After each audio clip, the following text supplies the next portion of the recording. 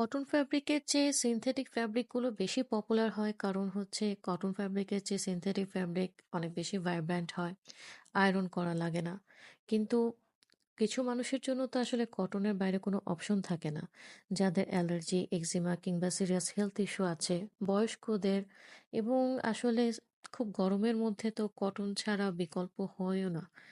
দেখতেও যাতে ভালো লাগে এবং আয়রনও যেন করতে না হয় সেই ব্যাপারগুলোকে মাথায় রেখে এবারে প্লেয়ার্স এলবাবগুলো ডিজাইন করেছি। হাঁটু পর্যন্ত লেংথ হওয়াতে হাঁটু ভাঁজ করে বসার সময় যে বেশি কোঁচকায় সেই ব্যাপারটা থাকবে না। এবং নিকাব অ্যান্ড স্কার্ট, হেড বেল্ট এগুলো হচ্ছে ক্রাম্বল কটনের। ফুল আউটফিটটা বেশ ইজিলি ম্যানেজেবল, সেভাবে কোঁচকাবে না, বাট খুবই আরামদায়ক। আর এই গরমের মধ্যে একবার এই আউটফিটগুলো পরার পরে আমার মনে হয় না কেউ আর অন্য কোনো আউটফিট প্রেফার করবেন।